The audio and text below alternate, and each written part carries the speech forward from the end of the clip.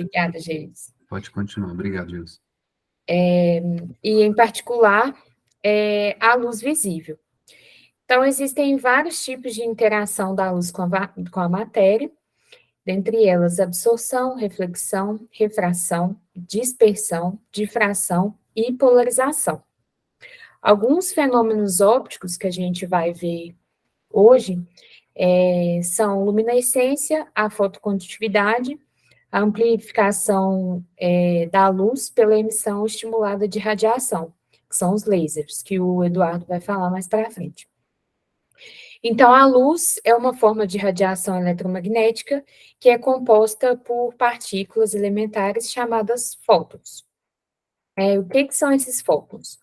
Os fótons, eles são as partículas que compõem a luz, e eles podem ser definidos como pequenos pacotes que transportam a energia contida nas radiações eletromagnéticas.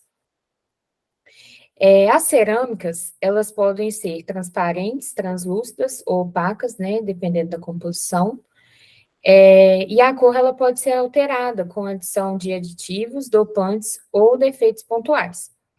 Elas podem emitir luz em resposta a um campo elétrico ou iluminação por luz de diferentes comprimentos de onda. E elas podem refletir ou refratar a luz.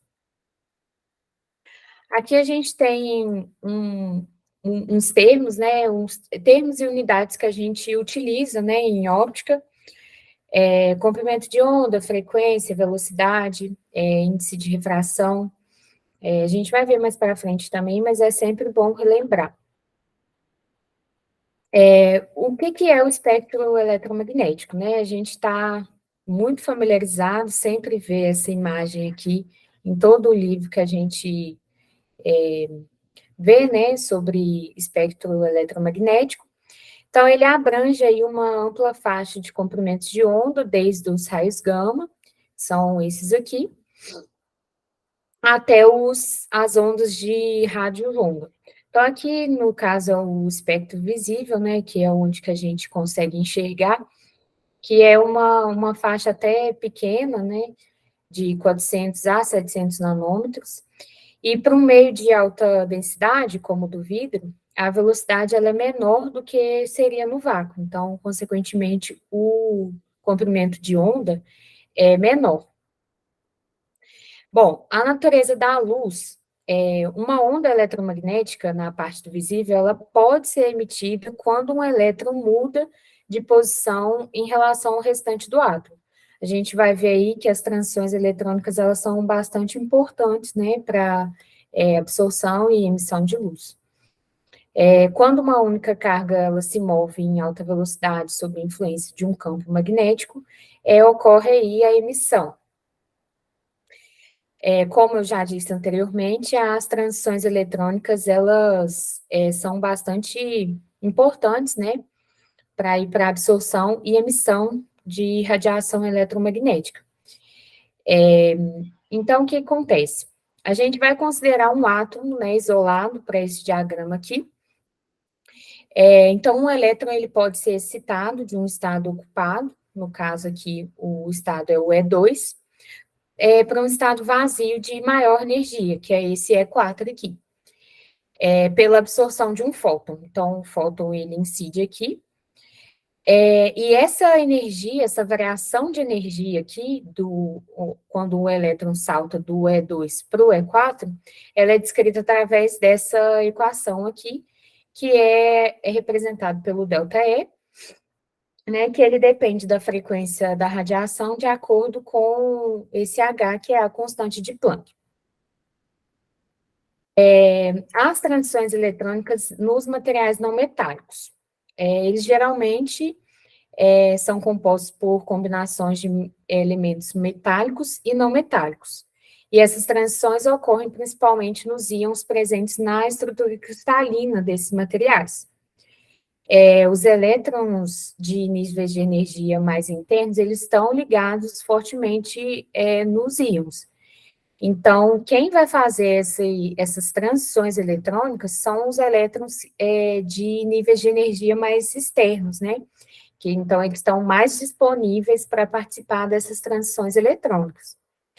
Quando o material cerâmico ele é exposto à radiação eletromagnética, como a luz visível ou ultravioleta, eles podem absorver os fótons, né, correspondentes aos níveis de energia permitidos dentro desse material, e isso resulta nas transições eletrônicas. No caso, que é a transição, o salto de elétrons de níveis de energia para níveis de energia mais altos. E a absorção de energia, ela é observada como uma cor específica ou uma banda de absorção do espectro eletromagnético. Então, da mesma forma que um elétron ele absorve energia, quando ele já está num nível de energia excitado, ele retorna para o seu estado de energia fundamental, ele pode emitir energia na forma de fótons também. Aqui um pouco sobre a absorção e a transmissão. A absorção de radiação eletromagnética pelos materiais, ela ocorre de acordo com dois mecanismos, né? O primeiro, que é a absorção, e o segundo, que o primeiro, que são as transições eletrônicas, né? E o segundo, que é a absorção. Então, a luz, ela excita os modos vibracionais do material dielétrico, porque ela está associada, né, a um campo elétrico oscilante.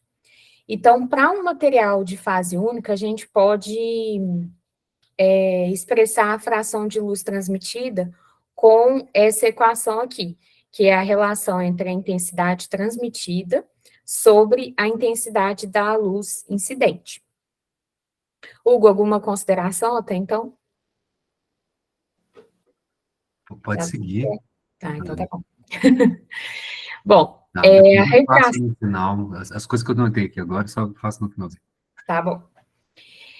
Quando a luz ela é transmitida para o interior dos materiais transparentes, e ela tem a sua velocidade diminuída, ela desvia da interface do material, e isso é a refração.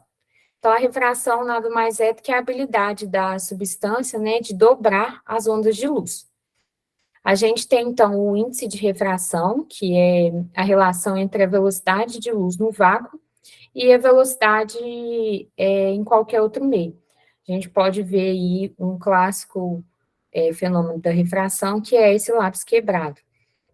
Né? Parece que ele está quebrado, mas, na verdade, é só a diferença de meios, né, que a gente consegue ver. Dentro da refração, a gente tem a birrefringência, que é a magnitude da diferença entre dois índices de refração, né? E ela é definida pelo ΔN, que NE é o índice de refração de uma onda de luz, vibrando em plano paralelo ao eixo óptico, e menos N0, que é a velocidade da luz do material. A birrefringência, ela pode ser negativa ou positiva, mas ela só ocorre nas cerâmicas porque os vidros são isotrópicos.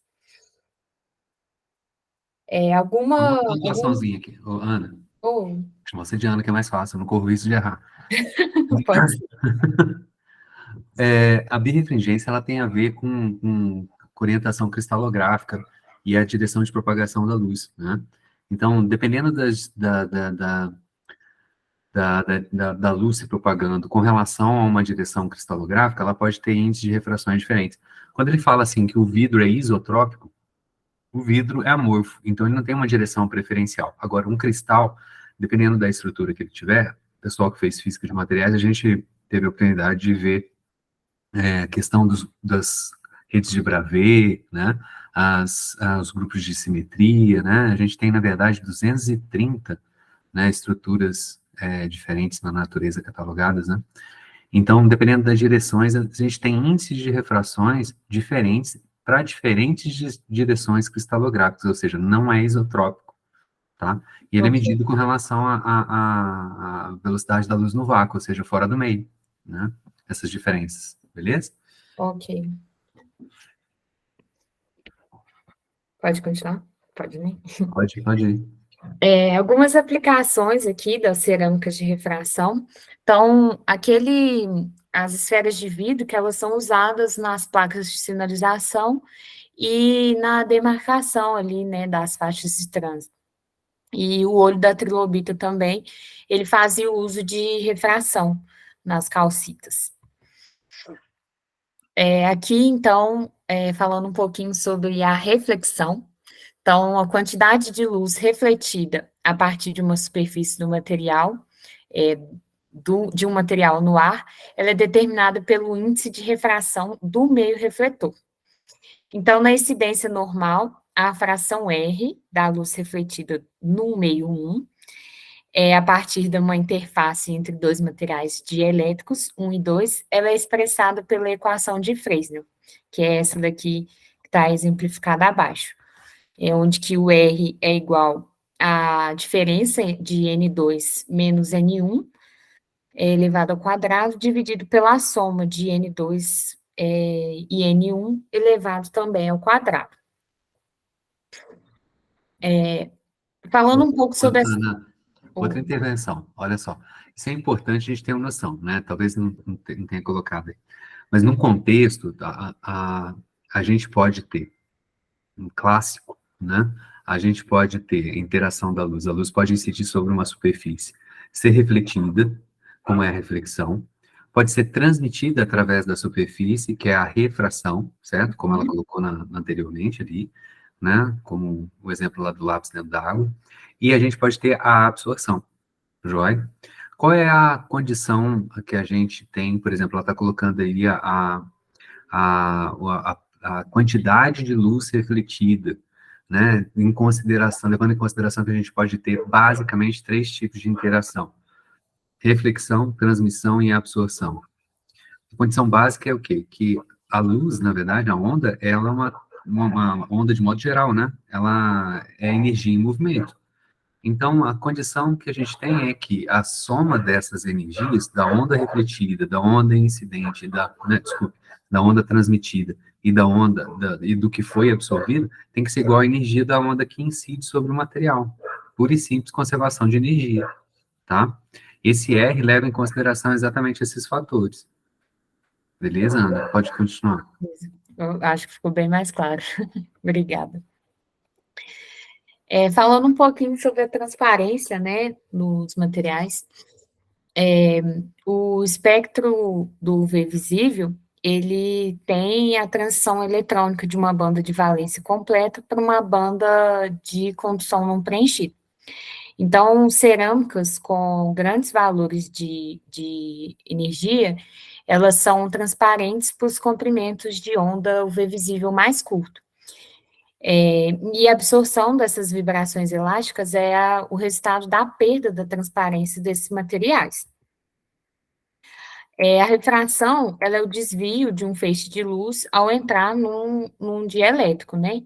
Então, tem a função de comprimento de onda, que tem relação direta com o índice de refração, que diminui quando o comprimento de onda aumenta.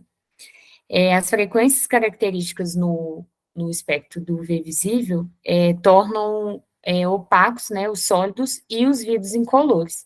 Então, aí a gente tem até a birrefringência de novo na calcita. Alguns fatores que alteram, né, o índice de refração, o valor de N, é o tamanho do íon. Quanto maior o íon, maior os valores dos índices de refração. Aqui até eu coloquei um exemplo que o índice de refração do óxido de sílica, ele pode ser aumentado adicionando o óxido de germânio na fabricação de fibra ótica, que é até um ponto que o Eduardo vai falar mais para frente. Na estrutura, então, materiais polimorfos menos densos de um certo material, ele tem estrutura menos compacta e, consequentemente, menor índice de refração.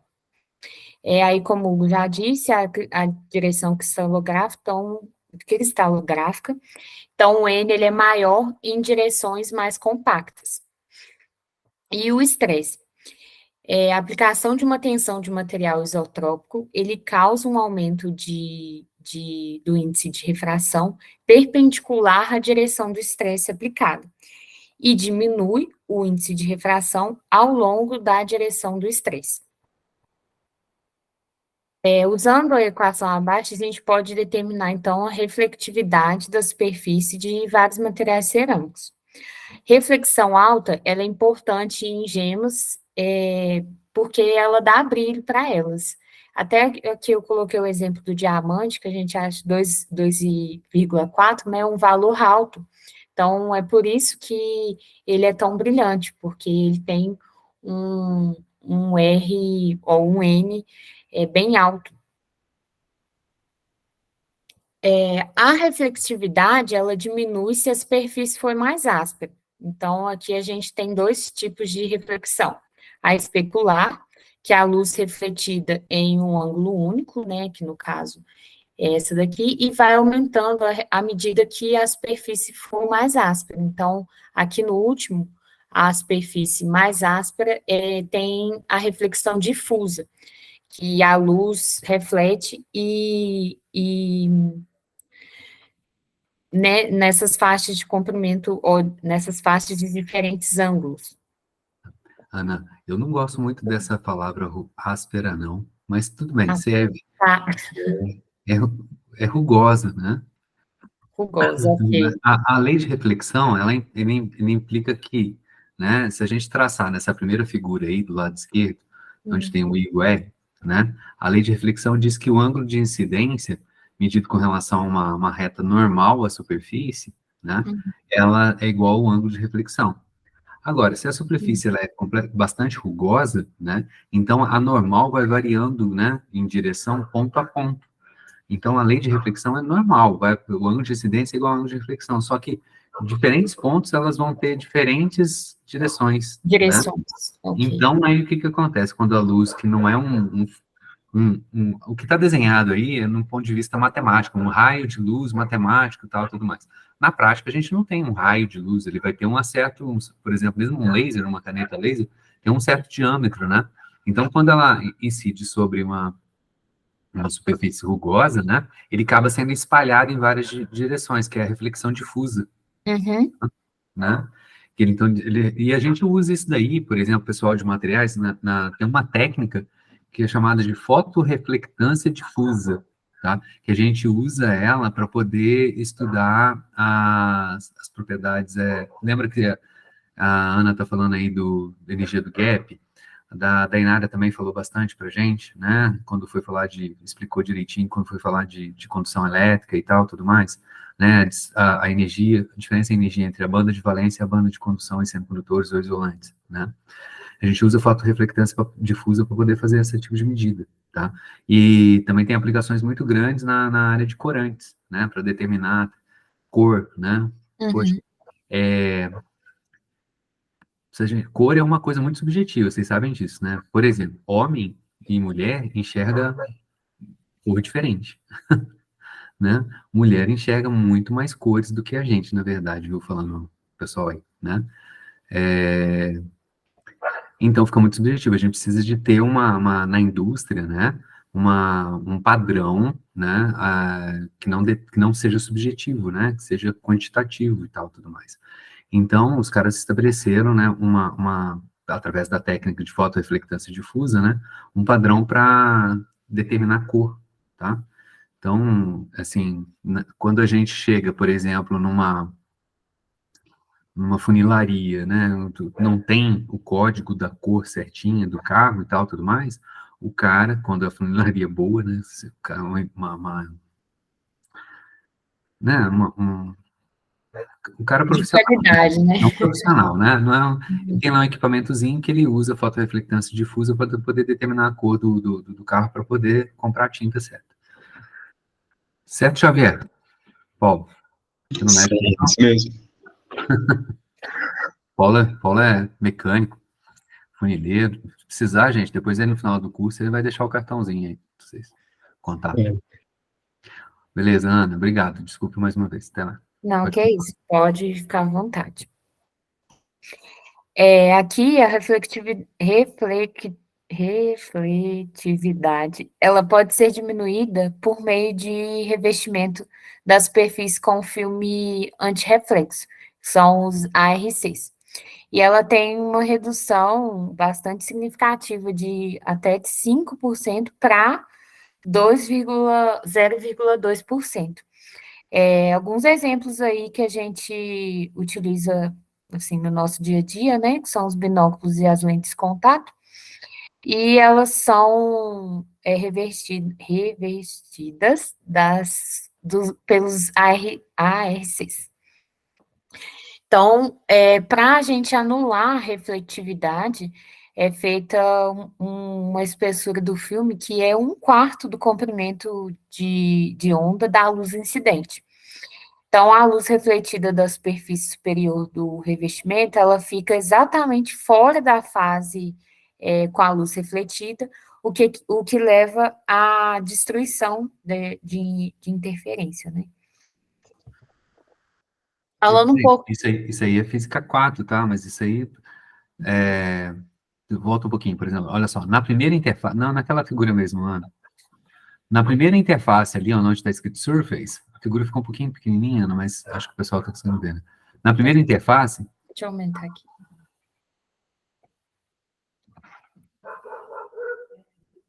Esse é o Canvas? O temido. Aí, é temível, é isso mesmo. O pessoal fala, talvez vocês vão ver na pós-graduação, de usar o LaTeX, talvez vocês já conheçam, para poder escrever dissertação e tal, tudo mais. Vou anotar. Aí um bicho que, pelo amor de Deus, nunca chega perto. Mas tem gente que gosta. Então, olha só. Na primeira interface ali, ó, quando está ali onde está surface, né, entre o ar, onda incidente, incident wave, né, e reflete, né, você, dependendo da relação entre os índices de refração, você tem uma inversão de fase, ou seja, a onda ela é refletida com, vamos dizer assim, com a cor corva no sentido contrário para baixo. A gente já brincou com isso, por exemplo, quando está chacoalhando a corda, né, uma corrente presa na parede ou né, em qualquer lugar. Quando a gente faz uma cobrinha, a cobrinha vai, ela bate lá onde a corda está presa, e ela volta refletida, ou seja, ao contrário. Vocês já tiveram essa percepção, né? Isso por conta da relação entre as velocidades de propagação, que está colocada nos índices de refração, isso.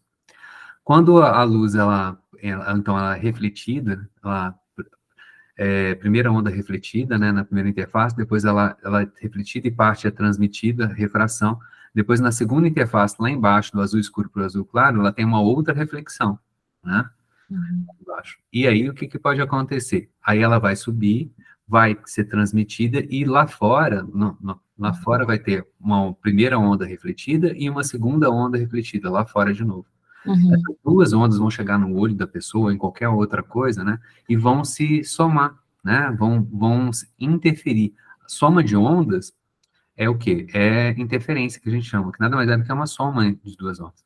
Então, como a primeira onda refletiu, né? E inverteu, né? A fase dela foi invertida, né? Ela vai se somar com a outra, né? E dependendo do atraso entre a primeira e a segunda, elas podem chegar lá no olho do cara e somar de maneira que a gente chama de interferência destrutiva. Enquanto uma está aumentando a sua intensidade, a outra está diminuindo a sua intensidade. E essa é a interferência destrutiva. Então, quando a onda acontece isso aí, dependendo o atraso depende da velocidade de propagação e da espessura do filme, que é o ARC que está marcado em azul escuro aí. O cara calcula isso aí direitinho, ele sabe o índice de refração do filme antirrefletivo, né? E aí ele sabe direitinho para que comprimento de onda, que faixa de comprimento de onda ele vai funcionar. E aí, se não tem onda refletida, o que acontece? Tem que conservar a energia. Se a onda não está sendo refletida, ela vai ser o quê? Transmitida. Então, você aumenta a intensidade de transmissão da onda, tá? O Paulo, né, e a Geilson falou bastante para a gente a respeito desses filmes, né? Então, eles têm uma aplicação muito grande na área da indústria, né, optoeletrônica, que não é pequeno, né? A gente está conversando aqui agora através de fibras óticas, né? Que, na Isso. verdade, esses dispositivos optoeletrônicos, né, são hoje chamados, na verdade, de fotônicos, né? Que são, na verdade, eu quando comecei a estudar essas coisas, com quase 30 anos atrás já, né, é, eram optoeletrônicos. Hoje em dia a gente tem dispositivos que são realmente fotônicos. Beleza, Ana, só para explicar um pouquinho isso aí, que eu acho que... Obrigada, tá certo. Bom, falando um pouquinho sobre os gaps de energia, né, que dão cores às cerâmicas, a maioria das cerâmicas dielétricas e os vidros, eles são incolores devido ao alto valor dessa energia, né? Então, eles se tornam coloridos quando os estados de energia eles são adicionados dentro da faixa proibida. Então, esses novos níveis, eles permitem que as transições eletrônicas ocorram dentro da parte visível do espectro eletromagnético. Então, por isso que a gente vê as cores nas cerâmicas. Então, como colorir, né? A gente pode fazer, basicamente, uma adição de metais de transição. Então, como titânio, vanádio, cromo, manganês, ferro, cobalto e níquel. Todos são metais de transição, onde o nível 3 dele está parcialmente completo. Então, a energia do orbital dele é afetada pela ligação de um ligante. Geralmente é o íon O2-. Em um íon livre, todos os orbitais dele têm a mesma energia. A adição de metais de terras raras também é bastante comum, onde o nível F ele está incompleto, então pode também dar coloração às cerâmicas. Uma comparação entre os íons de terras raras e os metais de transição é que os terras raras tendem a colorir o vidro com menos intensidade do que os metais de transição. Para colorir o vidro, os metais de transição ou terras raras, eles são adicionados à mistura do vidro. Então, a cor que é produzida por meio de absorção seletiva de luz pelo íon, ele é incorporado na estrutura do vidro. Então, a gente enxerga as cores complementares. Algumas aplicações aqui dos vidros, eles são bem comuns em igrejas, né? Os vitrais e vitrais Tiffany, e abajures também. Eu particularmente acho engraçadinho, mas... Pigmentos cerâmicos e corantes. Os pigmentos e os corantes inorgânicos insolúveis na cerâmica, eles dão essa coloração, né? Eles não podem afetar nem física, nem quimicamente a estrutura da cerâmica. A adição é direta no corpo da cerâmica, um exemplo do tijolo, e para produzir esmaltes, colore na fase vítrea e cobre depois com a cerâmica. Um exemplo básico são as cerâmicas que a gente utiliza, né, os pisos. As cerâmicas translúcidas, por meio de difração da luz. As cerâmicas policristalinas, elas são opacas, mesmo que um único cristal ele possa ser transparente e tem a energia seja, se a energia for alta, né? Perdão. A perda de transparência ela ocorre devido à dispersão de luz incidente.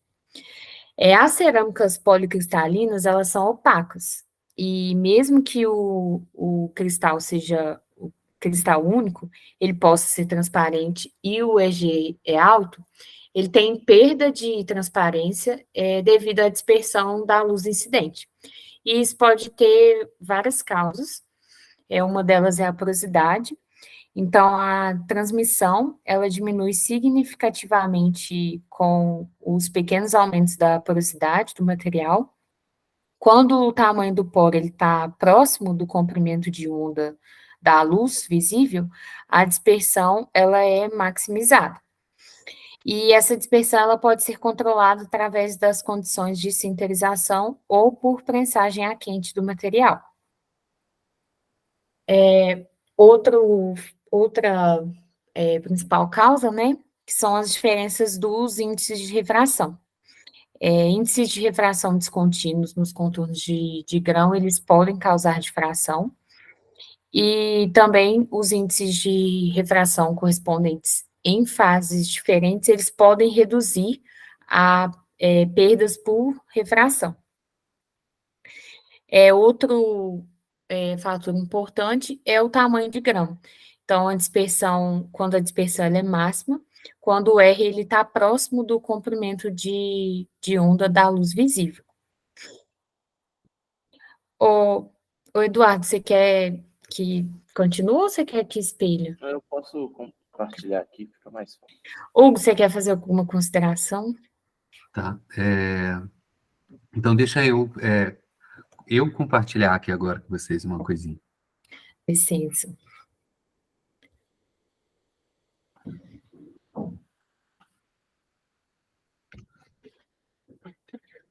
Pode ir, viu?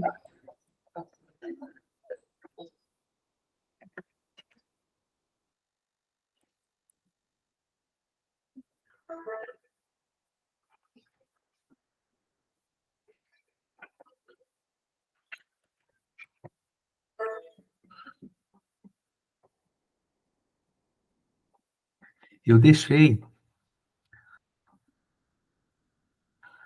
A Ana falou bastante de cores e tal, tudo mais, né? Mas é importante a gente ter uma noção aqui com relação né? Ela falou assim, ó, a gente pode colocar elementos nos cristais, entendeu? Nos semicondutores ou nos isolantes, né? Que são, em geral, as nossas cerâmicas, tá? Mas o que que muda com esses elementos, né? No nosso diagrama, no nosso diagrama de bandas, né? Vocês estão vendo a minha tela do PowerPoint aí? Sim.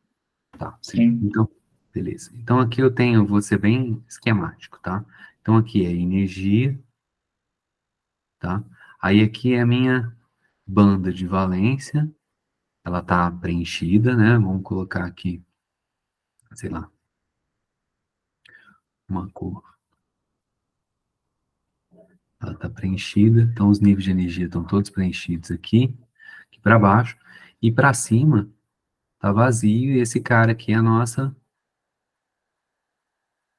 banda de condução, né? Esses níveis estão vazios. Então, quando a gente pode pegar um elétron que está aqui, jogar um fóton nele, né? A energia do fóton, né, é H vezes a frequência dele, ou então HC sobre lambda. Se essa energia for maior do que essa diferença de energia fundo da banda de condução para topo da banda de valência, que a gente chama EG, né? Esse elétron é promovido aqui para cima, né? Isso né, se a energia do fóton for maior do que esse cara, beleza? Então, se a gente der um zoom aqui, que nem a Daniela colocou para gente, eles continuam sendo níveis discretos, só que eles estão muito próximos um dos outros, que a gente pode considerar, né, praticamente um contínuo, beleza? Tá? Porque, né, princípio de, quando você juntou dois átomos, né, o princípio de exclusão de Pauli não permite, eles se dividem em dois, perfeito? Aí, na estrutura cristalina, então vamos pensar numa estrutura cristalina bem simplesinha aqui, assim. Estrutura uma estrutura cúbica, né? Isso aqui vamos dizer assim, uma célula unitária. Ela vai se reproduzir no espaço, né, formando todo o cristal. E aí vamos supor que a gente vem aqui agora e de repente a gente substitua esse cara que estava aqui por um outro átomo qualquer. Ele vai ficar isolado. Ele é um átomo isolado na estrutura cristalina. Na estrutura cristalina, a soma de todos os estados formou esse padrão de bandas, né? O que vai acontecer agora aqui? Agora, sobreposto, né? Aqui, ó, banda, né? Banda de condução. E aqui, banda de valência. Né? Agora você tem níveis discretos de energia devido a esse átomo que está aqui. Ele vai somar aqui na estrutura de bandas níveis de energia, né? Então, e ele é um átomo isolado. Então, como é que é a cara de átomo isolado? Então, não é mais, né, algo muito, né, próximo um do outro. Ele vai colocar níveis que nem a gente tem para um átomo, né? Aqui continua sendo um crescente de energia, tá? Esses caras que caíram aqui dentro, eles estão no meio de zilhões de níveis de energia já. Então, eles vão influir em alguma coisa? Não. Esse cara, né, esses caras, níveis discretos desse átomo que você colocou ali, também caiu lá no meio. Vão influenciar em alguma coisa? Não. Agora, e esses caras que estão caindo aqui no meio? Aqui não tinha nenhum, agora tem dois. Eita, esse cara aqui vai mudar, vai fazer a coisa ficar diferente, né? Então, olha só, se a gente, por exemplo, tinha, como a Ana acabou de falar, né, um material cujo gap é relativamente grande. Então, né, como o diamante, né, ele é transparente, porque luz visível não tem energia suficiente para promover os elétrons lá da banda de valência para a banda de condução. Então, o fóton passa reto, transparente. A hora que você colocou esse elemento aqui no meio, né? Esse cara que está aqui agora apareceram esses caras que estão aqui. Agora, um fóton que você jogar aqui para cá com uma energia menor do que tinha antes, do que do gap, vai conseguir promover um elétron daqui, não agora lá para a banda de condução, mas aqui para cima ou para cá.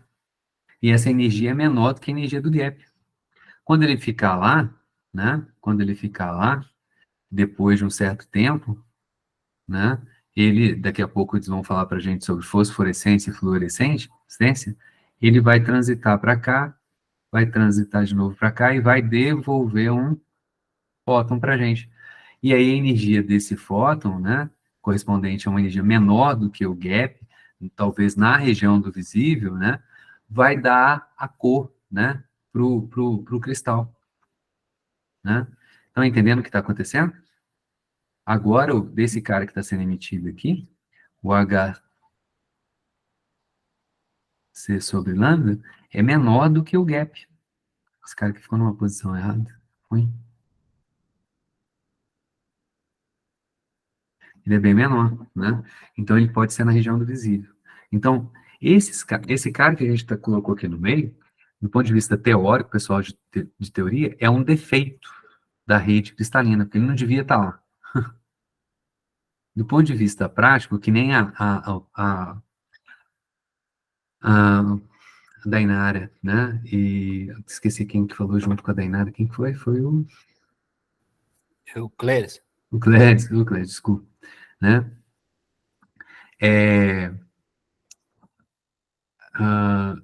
Esses caras aqui agora, né? Vão absorver a luz e vão devolver uma luz diferente para a gente com uma cor, né, apropriada, né, no caso, dependendo de qual desses níveis eletrônicos estão ali. Os defeitos, né, são defeitos, né, eles são chamados de dopantes, esses caras, como o fósforo e o boro que a Dainara e o Cléris apresentou.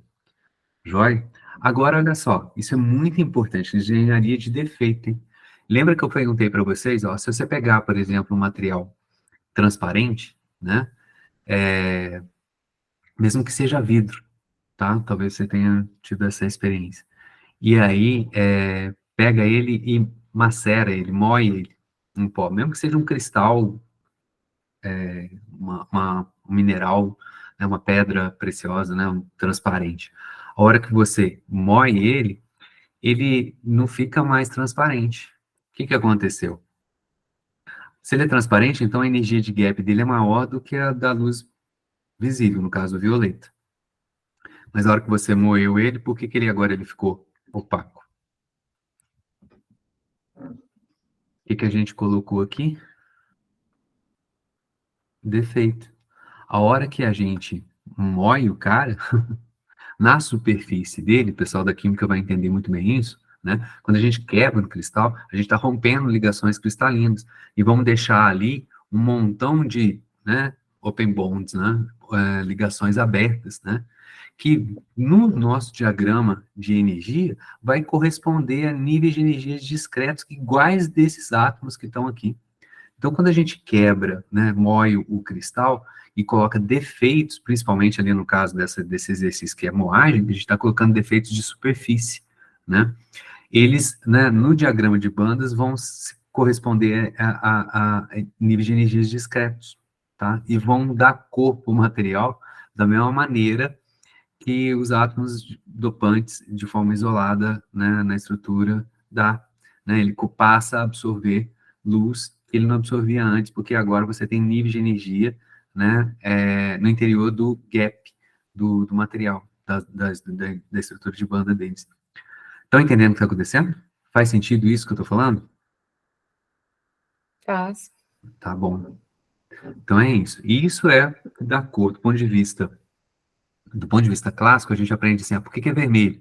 Porque ele absorve, você joga luz branca, a luz branca ela contém todas luzes de diferentes cores, né? A luz branca é a soma de diferentes luzes com diferentes cores, ou seja, diferentes comprimentos de onda, e aí ela absorve todas as cores, menos aquela determinada cor que ela reflete. Portanto, se ele é vermelho, ele absorve todas as cores e reflete o vermelho, não é isso? Então, aqui agora a gente já tem uma noção clara, mais quântica do que realmente está acontecendo. Dependendo de onde esses níveis de energias caem dentro do gap, né, a largura, né, se for pequenininha, então ele vai absorver gente agora, né, na região do infravermelho, do vermelho, do laranja.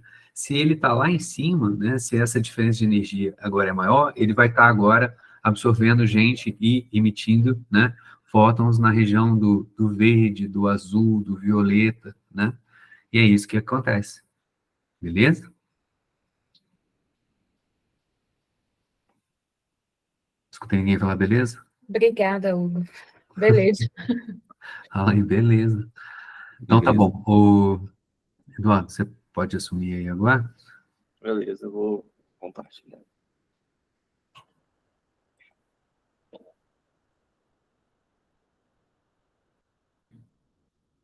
Então, gente, a fluorescência acontece quando uma luz incidente na amostra causa uma emissão de uma luz de outra cor. Isso acontece em vários comprimentos de onda, mas é mais crítico quando a luz incidente é ultravioleta. A lei de Stokes da fluorescência diz que o comprimento de onda da radiação emitida é maior que o da luz iluminante. E, em alguns casos, uma parte da energia se transforma em térmica, e essa amostra aquece. Aí temos nessa figura aqui uma amostra de calcita e willemita, a fluorescência das duas. Uma amostra também pode ter diferentes cores, dependendo das impurezas presentes.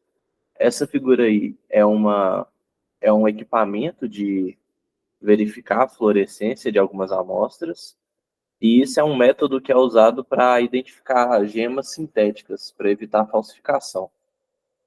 Alguns elementos são adicionados para aumentar a fluorescência dessas amostras, como, por exemplo, uma esmeralda real, em luz UV produz uma luz vermelha, rosada, mas bem fraca, enquanto uma sintética produz uma vermelha muito forte.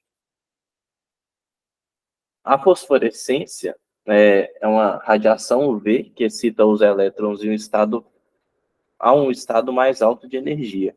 E quando essa luz é retirada, essa radiação é retirada, os elétrons decaem para um estado mais baixo, emitindo uma luz que normalmente dura segundos, mas essa luz também pode durar até vários anos. Não, desculpa, esqueci a figura daí, mas quando você emite uma radiação para ter essa fluorescência e tem uma primeira cor produzida, né, por causa disso, a gente chama isso de flash. E ao longo do tempo e com a continuação da exposição, o comprimento de onda emitido muda nas amostras.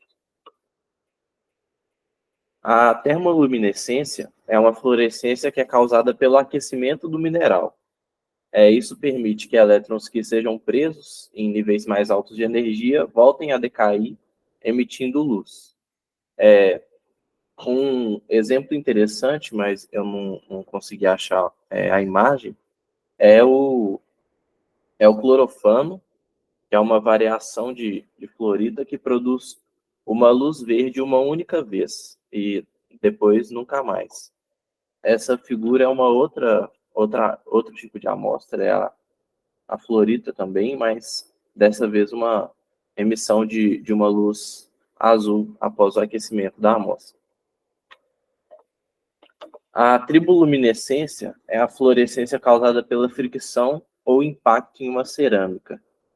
E pode acontecer, por exemplo, você quebrando um cristal de mica ou esfregando esfalerita. Essa figura eu peguei especificamente de um vídeo do Manual do Mundo, que o Iberê pegou um cristal de açúcar que ele cresceu e ao martelar esse cristal causou essa emissão de luz roxa. Aí também isso com quartzo, ao você esfregar um quartzo no outro, isso também ocorre. A catodoluminescência normalmente ocorre em vácuo e é uma luminescência produzida pela irradiação da amostra com elétrons. Uma aplicação dessa que a gente via agora não vê mais é a TV de tubos de raios catódicos, que é aquelas TVs antigas com uma imagem bem, bem ruim ainda, mas bem brilhante. Na fibra ótica... Ô, Eduardo, que imagem é essa que você colocou ali? Você não falou nada? Perdão. Assim, eu não achei um exemplo muito bom desse caso de tubos de raios catódicos, como seria o princípio e tal. Peguei essa imagem de MEV catodoluminescência de minerais pesados. A gente vê umas regiões muito bem definidas do mineral. Deixa eu falar uma coisinha a respeito disso aí, tá? Como vocês estão vendo lá, olha só, como eu coloquei, né? A luz é absorvida ou emitida depende não só da estrutura cristalina, mas também se ela tiver defeitos, esses defeitos, tanto uma impureza, né, intencionalmente colocada lá, como é o dopante, ou não intencionalmente colocada, como é uma sujeira mesmo, né, no cristal, ou defeitos estruturais mesmo, né, interferem, mudam drasticamente as propriedades ópticas do material, olhando ali para a estrutura de bandas. Então, muitas das propriedades elétricas, como a Dainara colocou, o Cléris, né, só falando do que já foi apresentado, né, dependem dessas características do material, se tem defeito, se não tem defeito, como, por exemplo, o espalhamento por fônons, né, por a condutividade elétrica e tal, tudo mais. Então, na engenharia de defeitos, olha só, a microscopia eletrônica permite que a gente tenha uma resolução, né, uma amplificação, uma resolução extremamente grande. A gente consegue, com a microscopia de varredura, né, resoluções da ordem de hoje em dia de até nanômetros. E aí, a microscopia eletrônica, você joga um feixe de elétrons sobre a amostra para poder ver. Quando você joga elétrons, são elétrons que têm energia cinética, têm energia, então eles colidem com os elétrons da superfície do material que você quer analisar e podem transmitir energia para esses elétrons do material, fazendo com que esses elétrons pulem para orbitais de energia mais altas e, na hora que eles voltam, né, para os níveis de energia mais fundamentais, eles emitem luz. Isso é a catodoluminescência. Então, olha só o quão é importante, o quão é incrível isso, na minha opinião, inclusive, né? Você consegue enxergar nanométrico, né, em escala nanométrica, e aí, aonde que você... Por quê? Porque você está olhando ali no microscópio eletrônico. você joga o feixe de elétrons e analisa a luz que a amostra está absorvendo, está emitindo para você, que é a catodoluminescência. Então, você consegue ter, em escala nanométrica, informações a respeito da estrutura de defeitos nesse nível, né? Então, você consegue fazer, né, avaliações muito finas, né, do teu material, né, com uma precisão muito grande, né? A gente não precisa ir muito longe. Por exemplo, lá o Arthur e a Érica falou para a gente sobre, né, sinterização. E aí, quando a gente faz cerâmicas sinterizadas, a gente acaba, no final das contas, usando muita alta temperatura e termina com grãos muito relativamente grandes. Não são nanométricos, mas são micrométricos. E aí, a hora que a gente vai, por exemplo, usar um varistor, que nem o Cléris falou na outra aula, que são feitos a partir de cerâmicas, né? Que dependem da condutividade no contorno de grãos na cerâmica, né?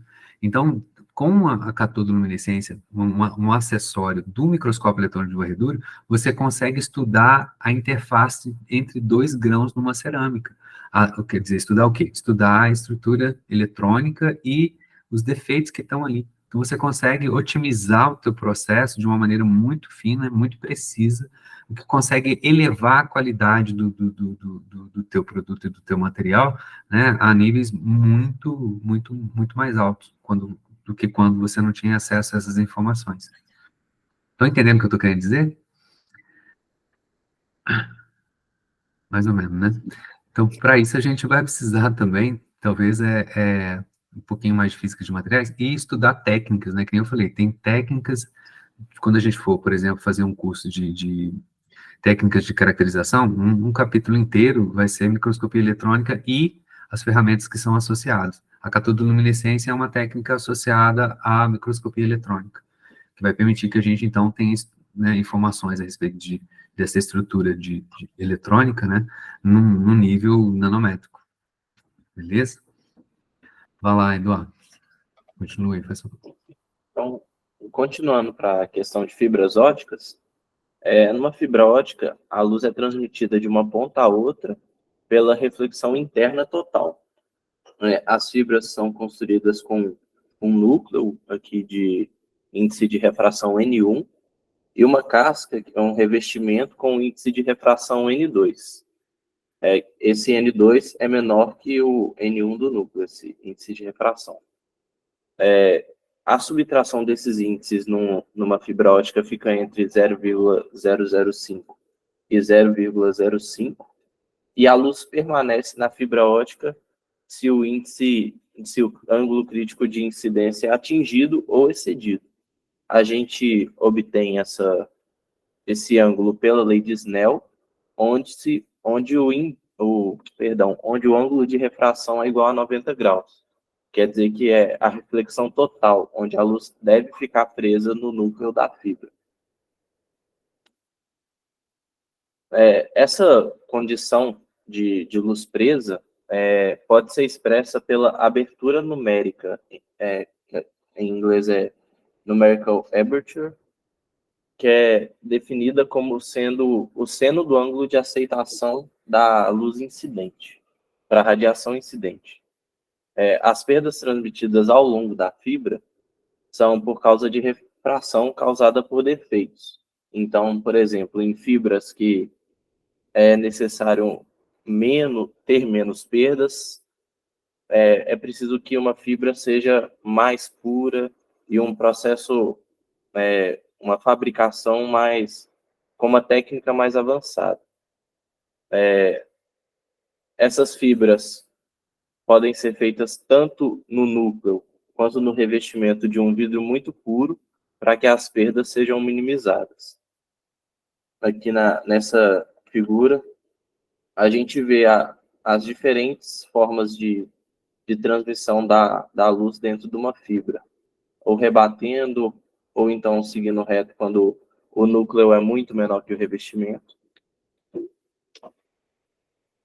Existem 4 tipos de fibras óticas de acordo com o material de que elas são feitas.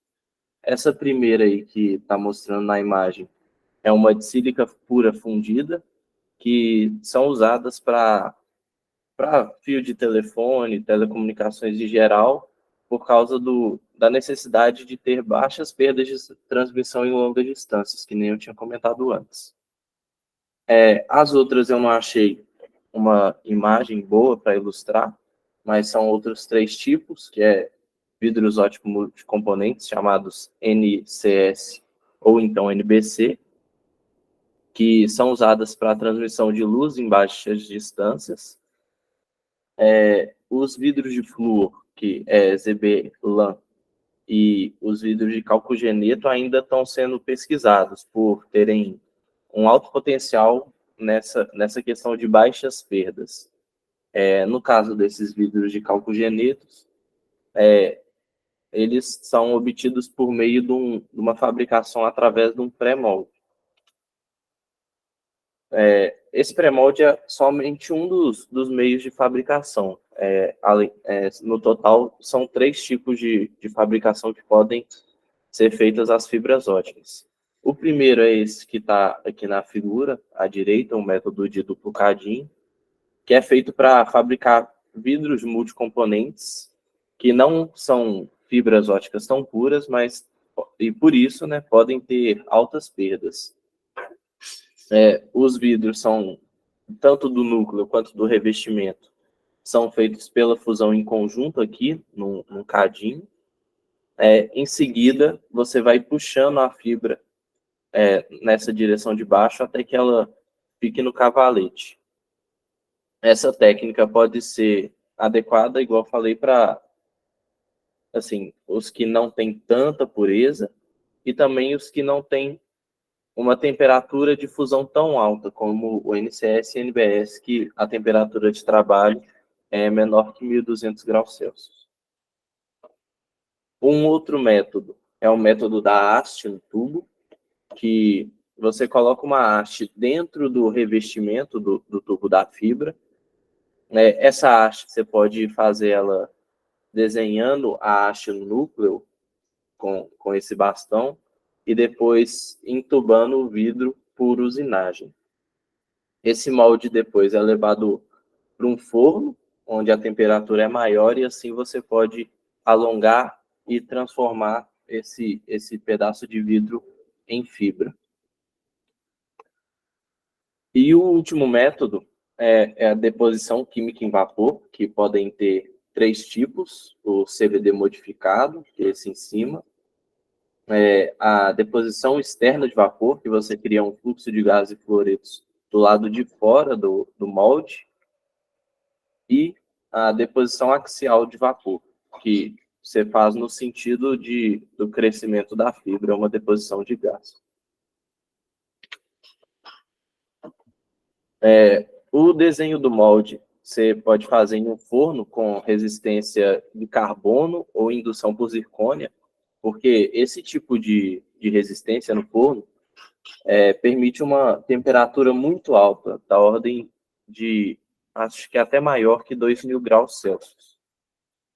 Essa temperatura é muito mais alta do que as outras fibras óticas de, por exemplo, NBS e NCS, que eu cheguei a comentar, porque é necessário que essas fibras de vidro sejam de uma pureza muito alta. Por exemplo, o revestimento dessas fibras é feito de SiO2 puro. E esse é um tipo de desenho do molde. Tem uma mistura de gases que é levado para um tubo de sílica, e o molde é feito aí a partir de um exaustão, com um queimador próximo.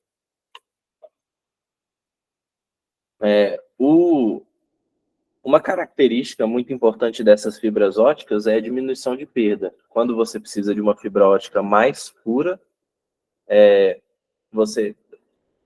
sua intenção é de diminuir as perdas o máximo possível. E essa atenuação de perdas de fibras óticas é medida em decibéis por quilômetro. Aqui à esquerda a gente tem um espectro de perdas, com perda total, uma difração de Rayleigh, uma absorção de fótons, e também aqui 2 casos, né, de perda de fibras óticas, que pode ser perdas de retorno ou então perda de inserção, quando uma fibra não está conectada à outra. Isso também causa uma perda do sinal. né? E o sinal pode ser também atenuado por dois fatores. Uma absorção, que ocorre nas regiões de ultravioleta e infravermelho, onde os fótons interagem com transições eletrônicas e de vibração. E nessa região, por ver, a absorção é maior, porque, assim, na verdade, essa absorção acontece por causa da transição eletrônica ao longo dos gaps de bandas, que nem o Hugo tinha comentado anteriormente.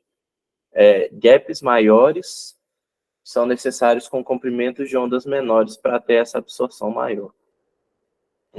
A difração acontece por causa de mudança na composição e na densidade do vidro, enquanto ele resfria abaixo de uma temperatura de transição vítrea. Essa densidade, essas mudanças na composição podem acontecer que nem a Annalise explicou anteriormente. Uma perda intrínseca, que você quer saber quanto que a fibra te entrega, pode ser calculada através dessa equação, onde A, B, C e G são características constantes do vidro que você está analisando. Quando o material é colocado sob o efeito de um campo elétrico, exemplos de perdas, né? Como a absorção causada por impurezas de metais de transição, que nem a análise mostrou que isso também pode ser um meio de coloração na questão de fibras óticas, podem causar perdas. A absorção causada pelo grupo hidroxila também podem causar perdas. Difração causada por defeitos como contaminação por particulados e bolhas podem causar perdas. Defeitos de fabricação como mudança na espessura da fibra, estresses de resfriamento naquela questão de abaixo da temperatura de transição vítrea, também podem causar defeitos nas fibras. No caso de fósforo e a luminescência em si, quando o material é colocado sob efeito de um campo elétrico ou então irradiado com luz, ele pode emitir uma luz própria. A energia elétrica ou então ótica é absorvida, então a energia ótica, assim, em luz, é radiada.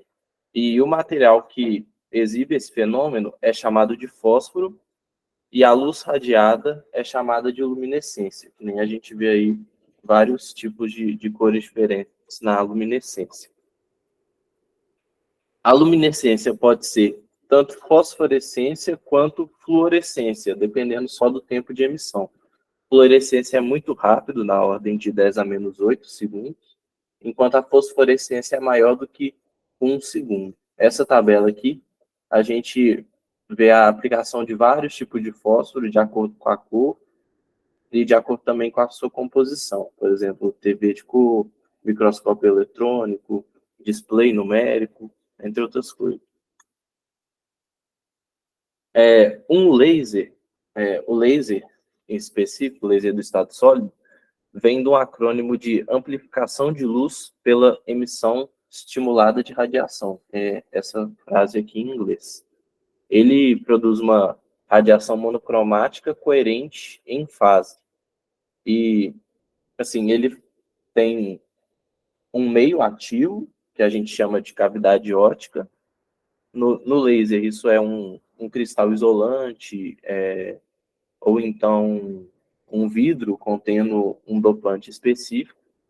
E essa cavidade ótica tem 10 centímetros de comprimento e 1 centímetro de diâmetro.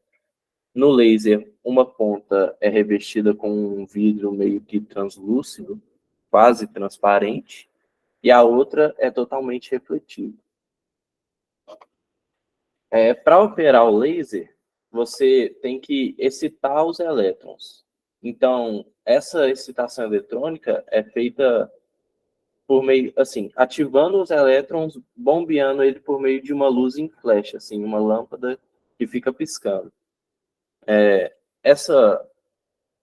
Esses elétrons, quando eles são excitados, eles voltam ao estado base e emitem luz.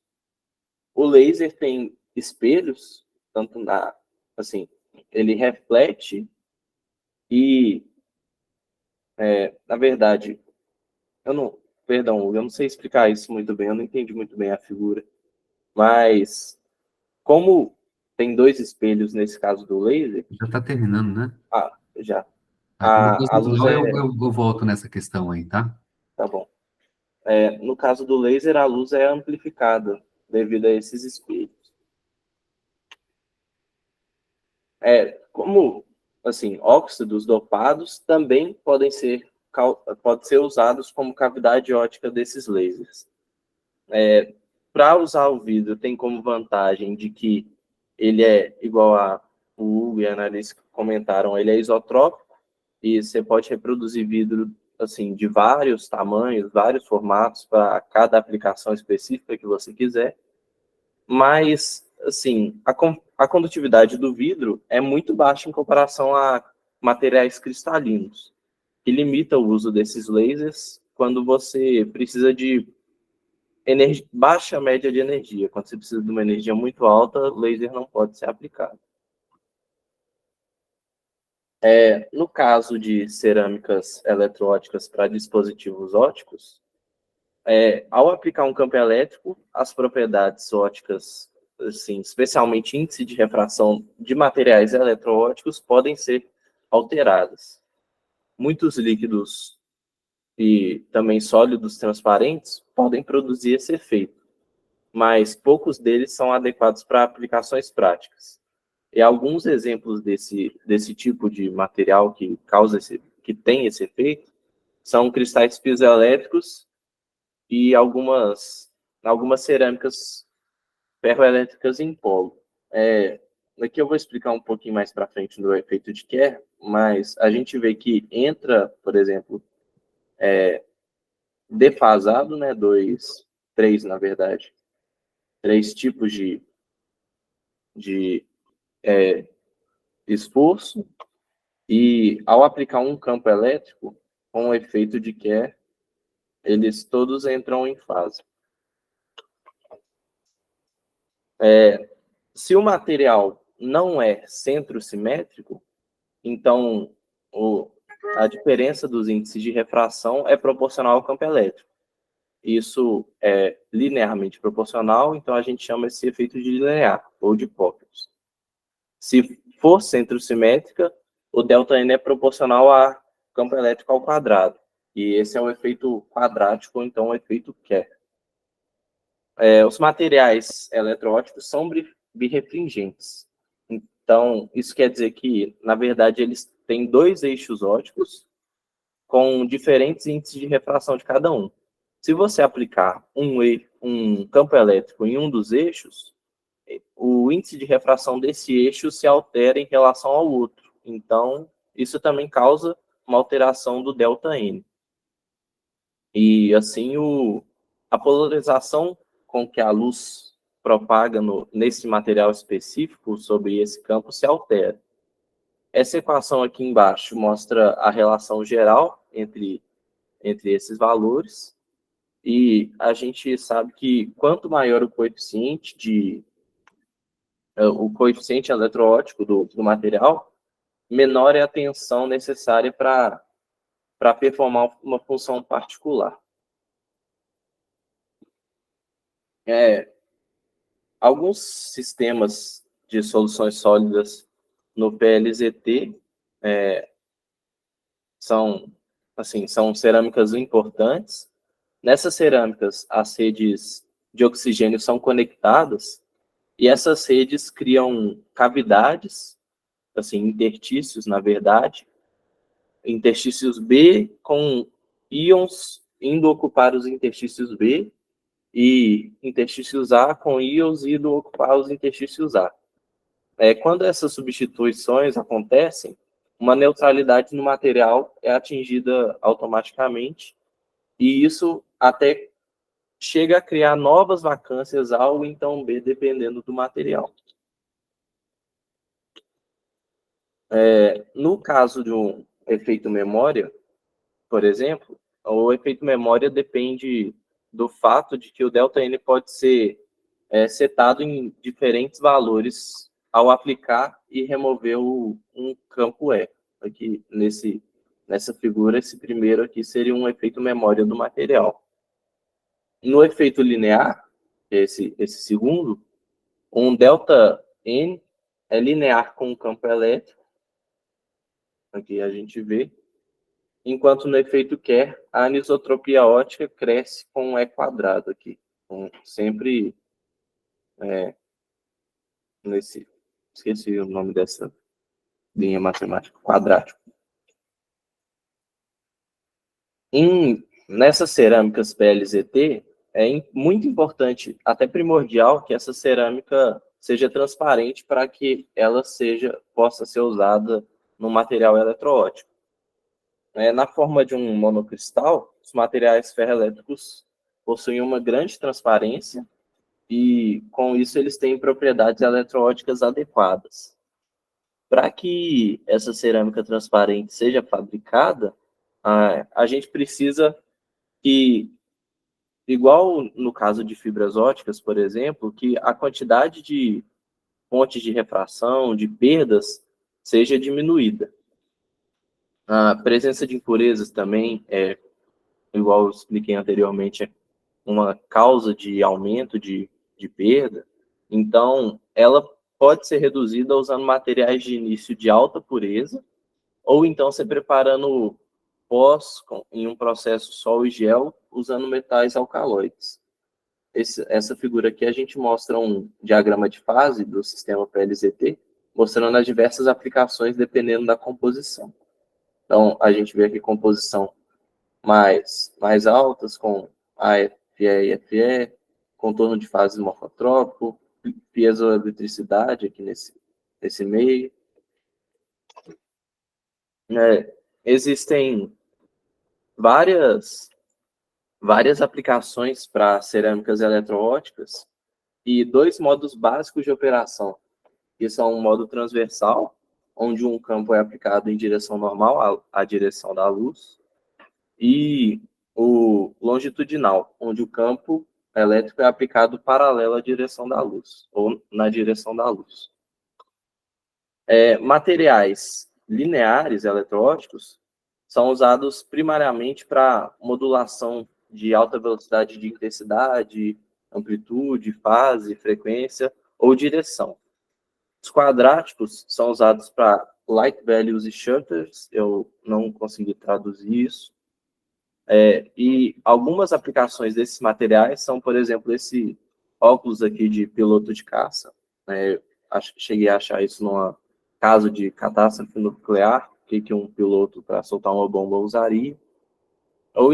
Outros tipos também são displays refletivos, armazenamento de imagem, que opera numa refração de luz pelo contorno de um material apolar, um interruptor óptico de filme fino em um telefone, onde uma troca de sinais ópticos para os seus equivalentes eletrônicos, e depois esses sinais voltam para sinais ópticos, por exemplo.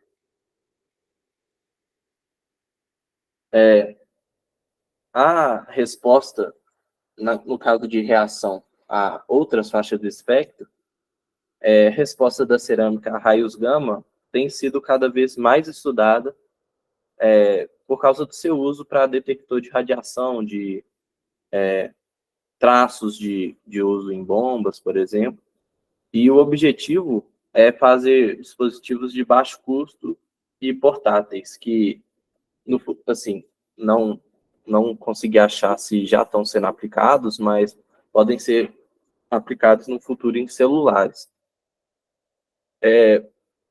Os requerimentos básicos de um cintilador de raios gamas são alto rendimento de luz, mais de 20.000 fótons gerados por cada incidência de raio, um rápido tempo de resposta menor que 100 nanosegundos, uma alta densidade e alta Z, eu não consegui identificar no livro o que é.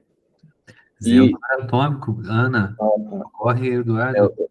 Eu estava pensando que era isso mesmo, só que lendo tanto artigo com Z diferente disso, que eu falei, não é possível. Não, só tem um.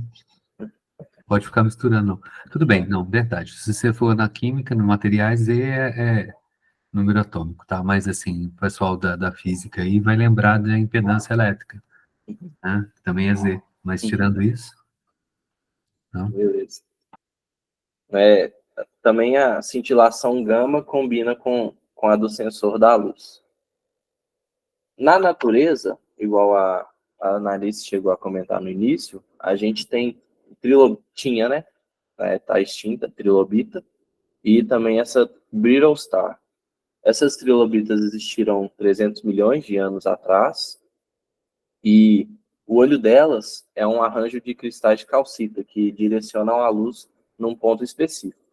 Então, algumas dessas conseguiam ver porque os olhos delas eram cristais inorgânicos.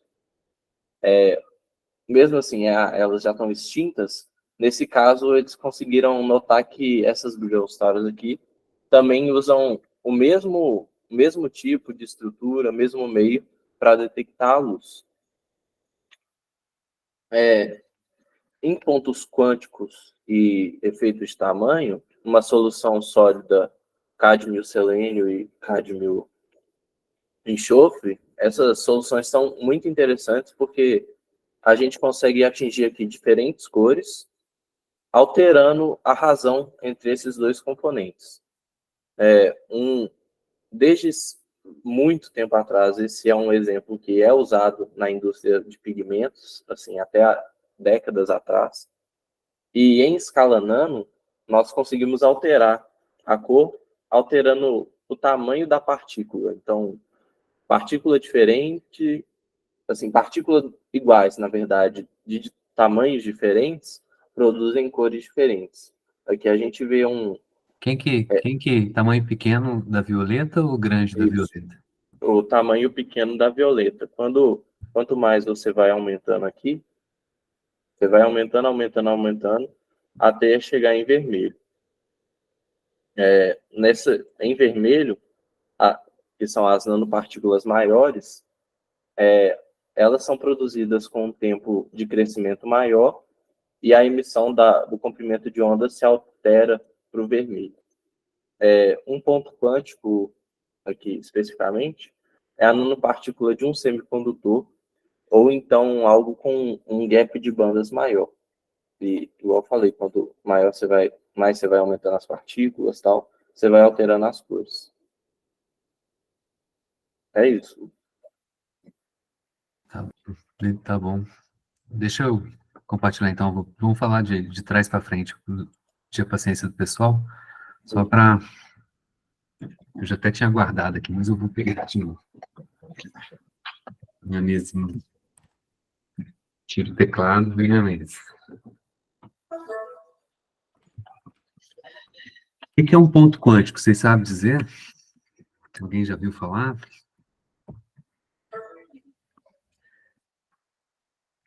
Vinícius e o Paulo, que são da física aí, que eu sei. Quem mais é da física aí mesmo? Só vocês dois? Não lembro. É.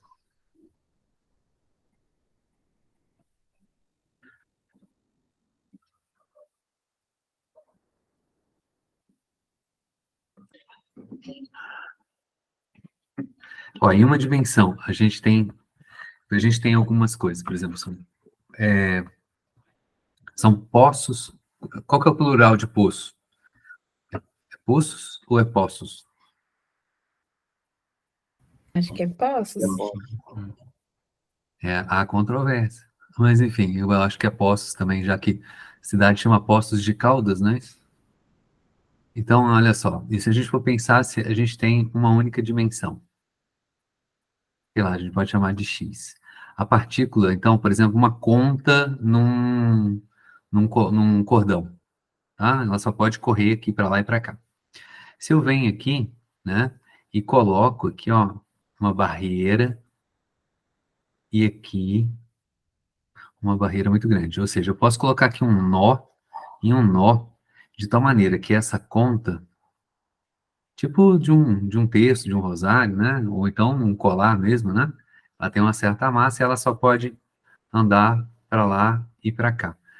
Se ela pode andar, ela pode ter energia cinética e tal, tudo mais, certo? Então, ela tem massa e tem energia cinética, que é massa velocidade ao quadrado sobre 2. Em quântica, a gente sabe que é o seguinte, né? Essa partícula material, ela também se comporta como onda, tá? E o que acontece quando eu coloco essas barreiras aqui, né? Eu estou prendendo a partícula entre, né? Vamos chamar essa coordenada aqui de 0 e essa aqui é a coordenada de x igual a L. Entre 0 e L. O que acontece quando a gente prende uma onda no espaço? Modos normais de vibração. Ela não vibra mais com qualquer frequência, tá? Isso aqui é exemplo idêntico de uma corda, né?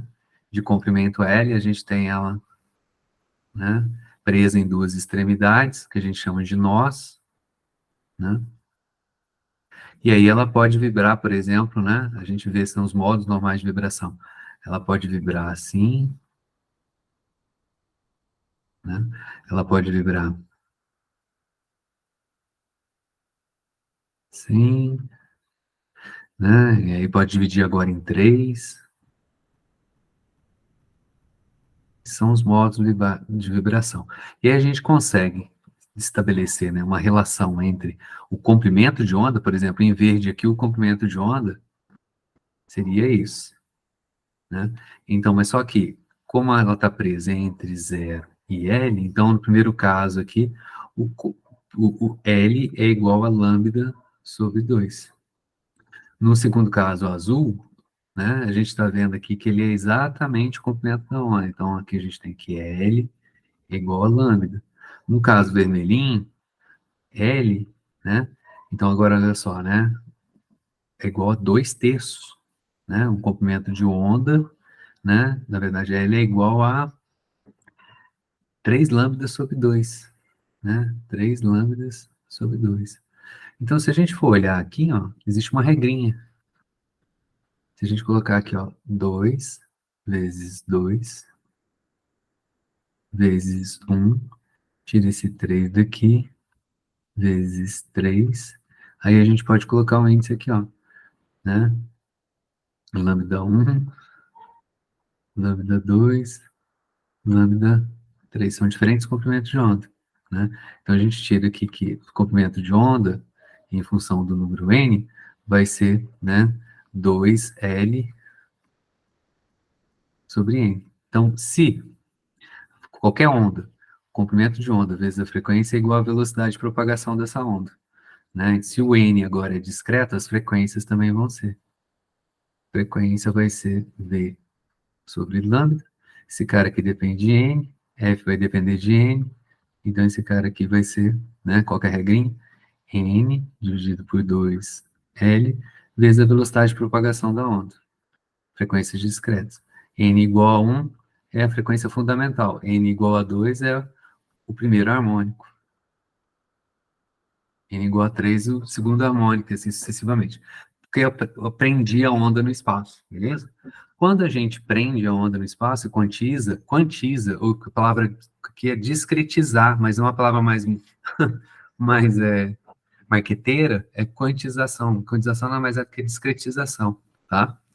E aí, então, quando a gente faz essa continha, tudo vai na sequência discretizando, tá? Inclusive a energia. Quando a gente vem aqui, a energia dessa partícula aqui nessa caixa aqui, né, entre 0 e L, nessa corda, ela é inversamente proporcional ao L ao quadrado. Vai ter uma série de fatores aqui. Então, o que acontece? Isso também vai ter também diretamente proporcional ao N. Tá? Então, o que vai acabar acontecendo? Então, você vai ter uma série de, aqui em termos de energia, né? O E aqui. Então, você vai ter uma série de energias que vai corresponder, sei lá, não está igualmente espaçado, não tem como. N igual a 1, eita. N igual a 1, 2, 3, vai aumentando a energia, tá? Isso aqui para um determinado L. Se você, o que acontece quando você diminui o L? Quando você diminui, vamos supor que a gente diminuísse o L pela metade, né? Então, agora vai ter um L sobre 2 ao quadrado, vai ser um L ao quadrado sobre 4. Então, você vai multiplicar esse camarada aqui por 4. Então, agora, essas diferenças de energia vão quadruplicar, né, quando você aumenta. Então, o que que acontece? A luz que a gente observa, né, quando daquelas partículas lá, se deve ao confinamento. Quanto menor a partícula, maior é a diferença, maiores são os deltas de energia que a gente está observando aqui. Quanto maior o confinamento, maior a diferença de energia. Quanto maior a diferença de energia, a luz que a gente observa tem a ver com essas transições eletrônicas. Daqui para cá, emite o fóton. Como agora aumentou o confinamento, agora ele está lá em cima, aumentou, se diminuiu, o que que acontece? Ele vai transitar para cá e vai emitir um fóton com energia maior. Lembra que a energia do fóton é o quê? Hc sobre lambda. Se a energia do fóton aumenta, lambda tem que diminuir, ou seja, tem que mudar a cor, né? Se você diminui o tamanho, né, diminui o comprimento de onda, aumenta a frequência. Então, para partículas pequenininhas, você vai estar lá no violeta. À medida que você aumenta o tamanho, né, aumenta o L, agora no sentido contrário, vai diminuindo o confinamento, essas diferenças vão diminuindo, e a energia do fóton vai também diminuindo, e o comprimento de onda vai aumentando. Ele vai saindo do violeta e vai para o azul. O fato chamado de ponto quântico é porque você está confinando não só em uma dimensão, mas você está confinando em 3 dimensões. Então, você tem uma bolinha, tá? Você pode confinar em uma dimensão. Aí você tem filmes finos, e aí você vem com um sanduíche, e aí você tem um dos filmes finos bem fininho ali, bem em escala nanométrica. Então, você tem um poço quântico, né, bidimensional. Tá? Agora, o ponto quântico, né? Você tem, por exemplo, também nanofios, né? Então, você tem o poço bidimensional, no fio você tem um confinamento em 2 dimensões e deixa ele livre aqui. Aí você tem um quantum wire, um fio quântico, tá?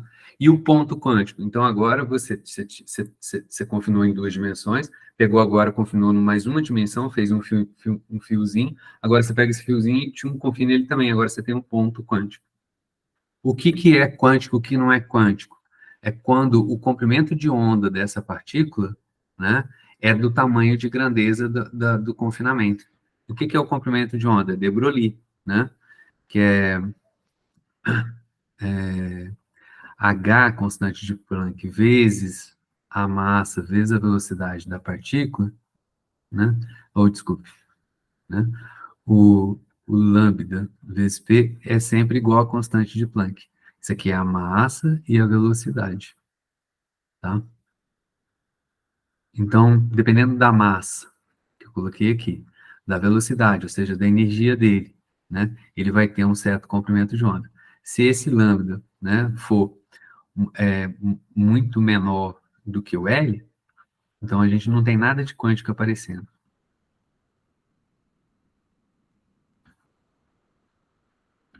Né? Agora, se lambda já for da ordem de grandeza do L, aí os fenômenos quânticos começam a aparecer. Começa a aparecer o confinamento. Beleza? Pessoal da química talvez tenha isso. E a questão do laser.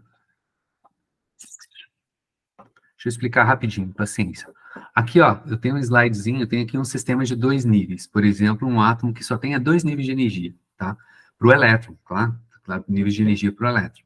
Então, ele tem uma energia fundamental mais baixa, E1, e uma energia, né, mais alta, E2. Né? Se a energia, se eu jogar um fóton, e a energia desse fóton corresponder exatamente à diferença de energia entre E2 e E1, ou seja, E2 menos E1, o que que acontece? Esse elétron absorve esse fóton, essa energia, e pula para o orbital lá para cima. Então, ele pula para o orbital lá para cima, vocês vão acompanhando, né? Esse é um fenômeno que a gente chama de absorção. Agora, se ele está lá em cima já, né? Se ele está lá em cima, está no nível de energia mais alta. A natureza busca sempre a condição de mais baixa energia, certo? Então, ele vai acabar transitando daqui do nível de energia mais alto para o nível de energia mais baixo e vai ter que perder essa energia, vai devolver essa energia para a gente. Ele pode devolver, que nem o Eduardo falou, ele pode devolver aquecendo o material, que seria emitindo fônons, que também são partículas quânticas, tá? A estrutura vibra mais, fica mais quente. tá? Ou ele pode emitir fótons, que é o caso que a gente está interessado aqui. Então, ele emitiu luz. Esse caso particular é uma emissão, né, espontânea, beleza? Essa é a luminescência, que classificou lá de diferentes formas, né? Fosforescência, fluorescência, tribo, né? E assim por diante. No laser, a gente precisa de ter uma emissão estimulada, não espontânea, tá? O que é emissão estimulada? Você tem um elétron lá em cima, no estado lá mais alta energia, e aí o que acontece quando passa um fóton perto desse elétron lá no estado excitado? Esse fóton que está aqui, ele tem que ter também a mesma diferença de energia entre E2 e E1.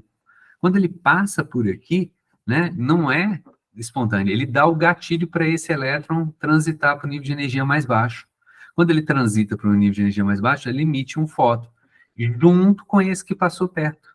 Então, na hora que você entrou com um fóton, fez esse camarada transitar e saiu com 2 fótons juntos, porque ele é o meu gatilho para essa emissão, né? Então, o que acontece? Essa é diferente da primeira aqui, que é espontânea, ó, uma hora ele vai acontecer, né? Porque ele vai buscar o estado de mais baixa energia. Aqui não. Aqui você está estimulando o átomo a emitir um fóton, tá? Você entrou com um fóton, saiu com 2 fótons. O que você fez? Amplificou a luz. E esses fótons estão juntinhos, né? Ou seja, você vai conseguir fótons, né? Uma luz, né? Coerente, né? Que eles vão estar em fase, a ondinha deles estão juntas, tá? Essa é a emissão estimulada. Esse é o laser. Quais são os pré-requisitos para a gente ter, então, a emissão laser, esse camarada que está aqui? Primeira coisa importante é que a gente já tem que encontrar os átomos, né, os elétrons desses átomos no estado excitado, para que a hora que, né, passar um fóton ali, ele emitir estimuladamente, e aí você amplificar esse um fóton para 2 fótons, tá entendendo? Esse camarada lá em cima não é o estado natural, porque tudo na natureza busca o estado de mais baixa energia, então você precisa de ter os caras lá em cima.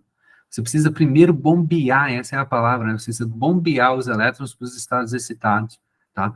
Você tem que ter o que eles chamam de inversão de população.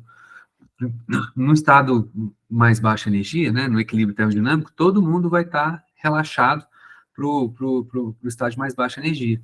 Todo mundo. Então, você tem uma população, né, cada zilhões de átomos lá por centímetro cúbico, 10 a 23 da ordem disso, né? No estado mais fundamental, você precisa fazer o quê? Jogar a maior parte desses elétrons para os estados excitados.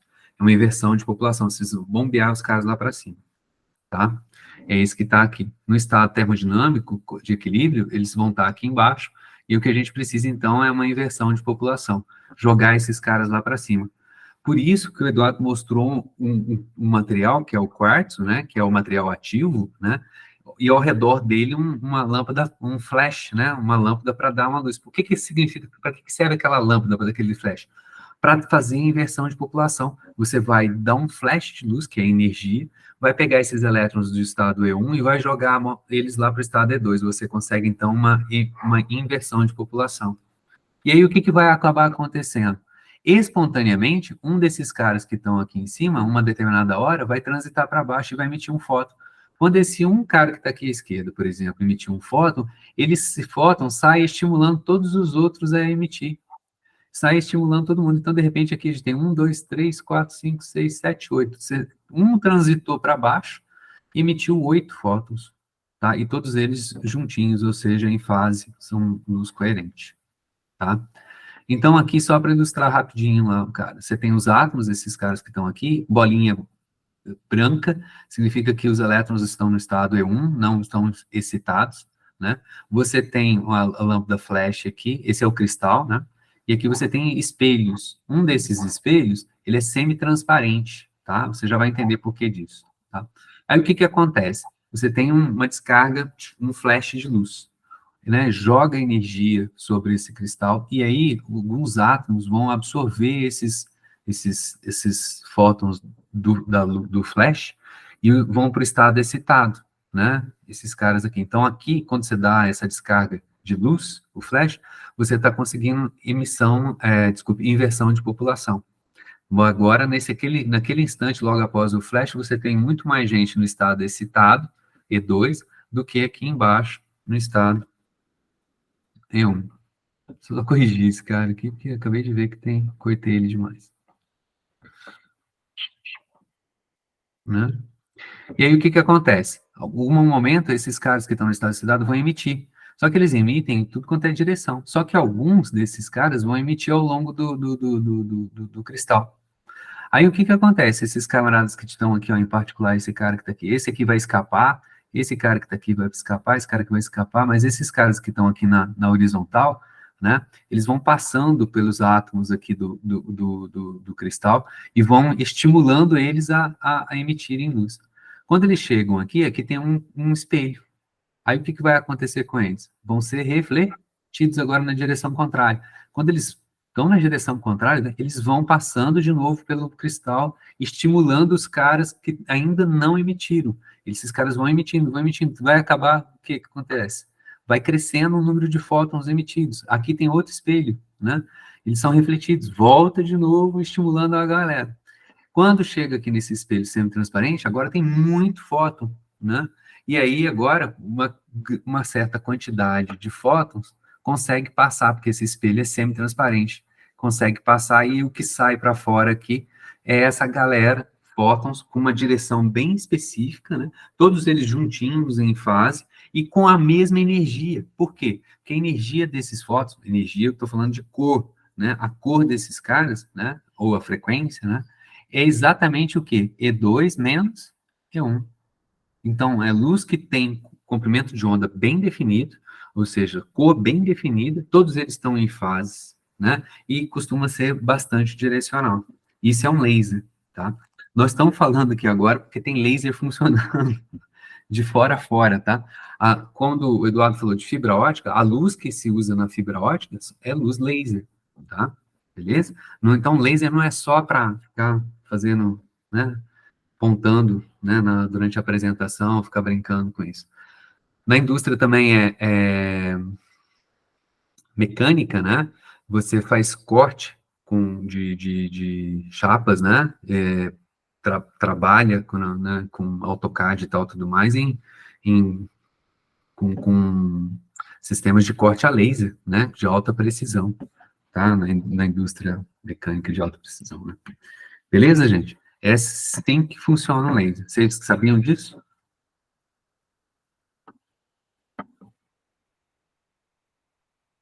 Tem gente aí? Não sabia. Sim. Tá bom. Ó, vocês têm que responder, né? Senão dá falta para todo mundo, né? Eu sou um cara malvado.